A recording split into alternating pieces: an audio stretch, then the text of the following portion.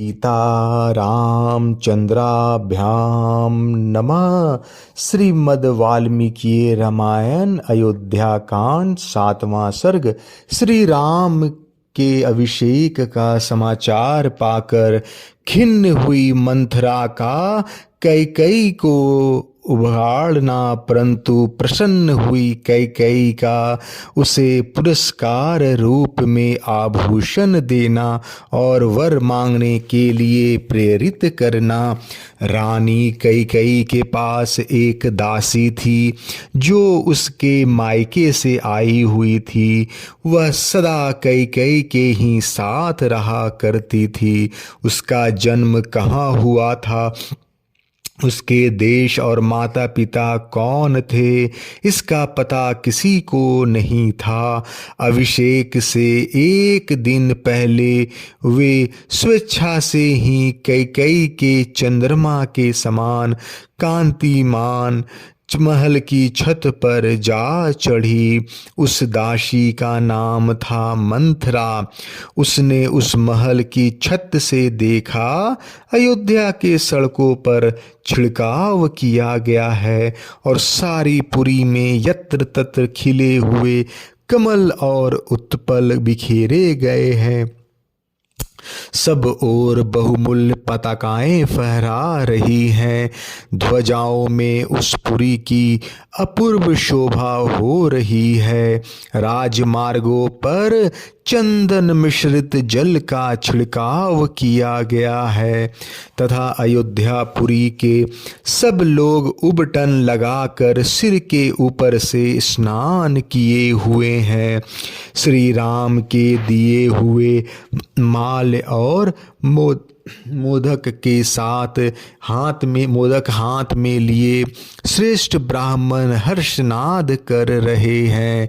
देव मंदिरों के दरवाजे चूने और चंदन आदि से लिपकर सफेद एवं सुंदर बनाए गए हैं। सब प्रकार के बाजों की मनोहर ध्वनि हो रही है। अत्यंत हर्ष से भरे हुए मनुष्यों से सारा नगर परिपूर्ण है और चारों ओर वेद पाठकों की ध्वनि गूंज रही है। श्रेष्ठ हाथी और घोड़े हर्ष से उत्फुल्ल दिखाई देते हैं और गाय बैल प्रसन्न होकर रंभा रहे हैं। सारे नगर निवासी हर्ष जनित रोमांच से युक्त और आनंद मग्न हैं तथा नगर में सब ओर श्रेणीबद्ध ऊंचे ऊंचे ध्वज फहरा रहे हैं। अयोध्या की ऐसी शोभा को देखकर मंथरा को बड़ा आश्चर्य हुआ। उसने पास के ही कोठे पर राम की धाय को खड़ी देखा। उसके नेत्र प्रसन्नता से खिले हुए थे और शरीर पर पीले रंग की रेशमी साड़ी शोभा पा रही थी। उसे देखकर मंथरा ने उससे पूछा, धाय, आज श्री रामचंद्र जी की माता अपने किस अविष्ट मनोरथ के साधन में तत्पर हो अत्यंत हर्ष में भरकर लोगों को धन क्यों बांट रही है? आज यहाँ के सभी मनुष्यों को इतनी अधिक प्रसन्नता क्यों है? इसका कारण मुझे बताओ।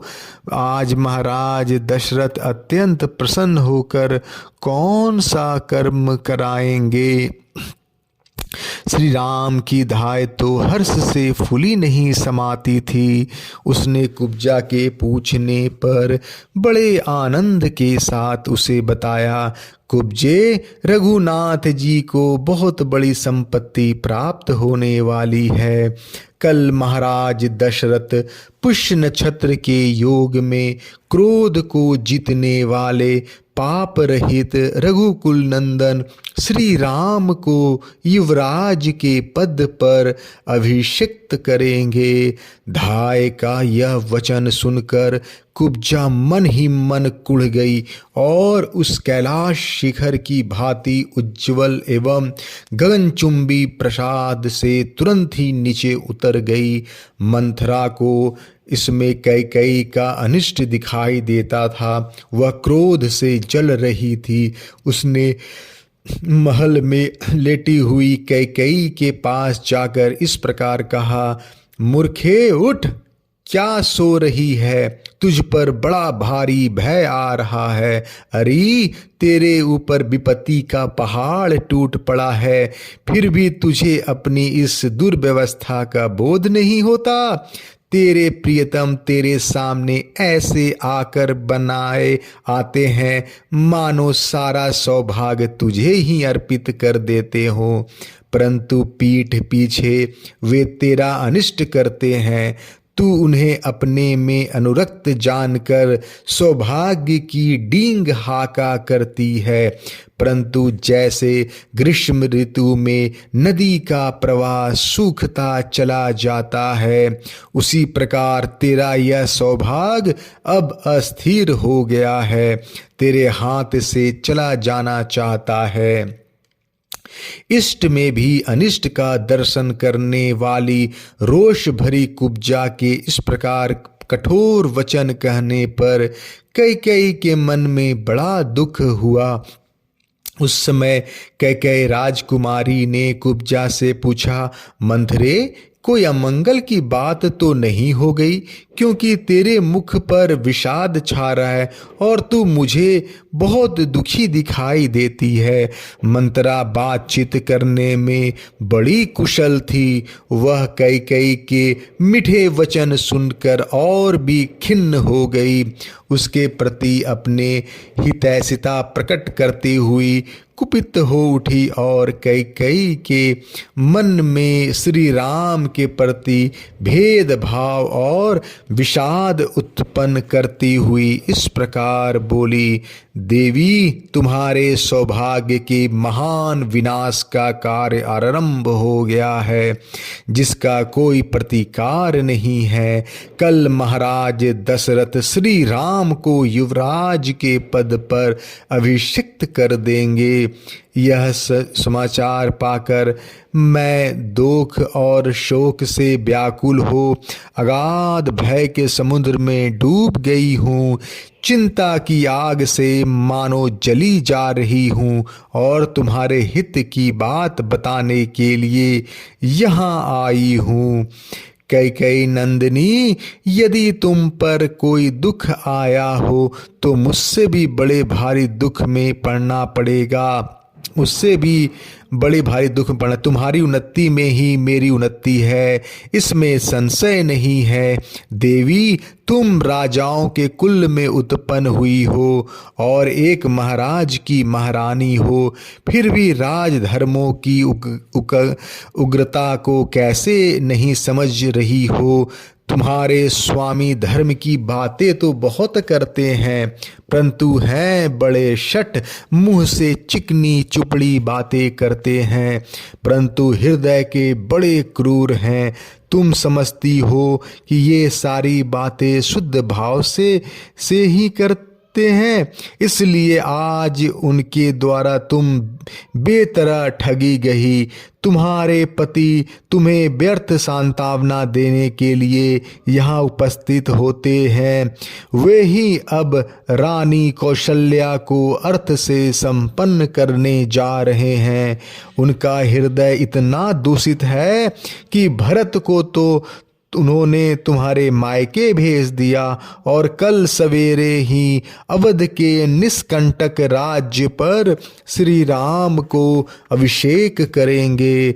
बाले, जैसी माता हित की कामना से पुत्र का पोषण करती है, उसी प्रकार पति कहलाने वाला जिस व्यक्ति का तुमने पोषण किया है वह वास्तव में शत्रु निकला। जैसे कोई अज्ञानवश सर्प को अपने गोद में लेकर उसका लालन करे, उसी प्रकार तुमने उन सर्पवत बर्ताव करने वाले महाराज को अपने अंडक में स्थान दिया है। उपेक्षित शत्रु एवं सर्प जैसा बर्ताव कर रहे हैं। राजा दशरथ ने आज पुत्र सहित तुम कैकेयी के प्रीति वैसा ही बर्ताव किया है। बाले, तुम सदा सुख भोगने के योग्य हो, परंतु मन में पाप दुर्भावना रख कर ऊपर से झूठी संतावना देने वाले महाराज ने अपने राज्य पर श्री राम को स्थापित करने का विचार करके आज सगे संबंधियों सहित तुमको मानो मौत के मुख में डाल दिया है। कैकेयी राजकुमारी, तुम दुखजनक बातें सुनकर भी मेरी ओर इस तरह देख रही हो मानो तुम्हें प्रसन्नता हुई और मेरी बातों से तुम्हें विस्मय हो रहा हो, परंतु यह विस्मय छोड़ो और जिसे करने का समय आ गया है अपने उस हितकर कार्य को शीघ्र करो तथा ऐसा करके अपने पुत्र की और मेरी भी रक्षा करो। मंथरा की यह बात सुनकर सुंदर मुख वाली कैकेयी सहसा शैया से उठ बैठी। उसका हृदय हर्ष से भर गया। वह शरत पूर्णिमा के चंद्रमंडल की भांति उद्दीप्त हो उठी। कैकेयी के मन ही मन अत्यंत संतुष्ट हुई। विषय विमुग्ध हो मुस्कुराते हुए उसने कुब्जा को पुरस्कार के रूप में एक बहुत सुंदर दिव्य आभूषण प्रदान किया। कुब्जा को वह आभूषण देकर हर्ष से भरी हुई रमणी शिरोमणि कैकेयी ने पुनः मंथरा से इस प्रकार कहा, मंथरे, यह तूने मुझे बड़ा ही प्रिय समाचार सुनाया। तूने मेरे लिए जो यह प्रीत संवाद सुनाया इसके लिए मैं तेरा और कौन सा उपकार करूं। मैं भी राम और भरत में कोई भेद नहीं समझती, अतः यह जानकर कि राजा श्री राम का अभिषेक करने वाले हैं मुझे बड़ी खुशी हुई है। मंथरे, तू मुझसे प्रिय वस्तु पाने के योग्य है। मेरे लिए श्री राम के अभिषेक संबंधी इस समाचार से बढ़कर दूसरा कोई प्रिय और अमृत के समान मधुर वचन नहीं कहा जा सकता। ऐसी परम प्रिय बात तुमने कही है, अतः अब यह प्रिय संवाद सुनाने के बाद तू कोई श्रेष्ठ वर मांग ले, मैं उसे अवश्य दूंगी। अयोध्या कांड 7वां सर्ग समाप्त। जय श्री राम।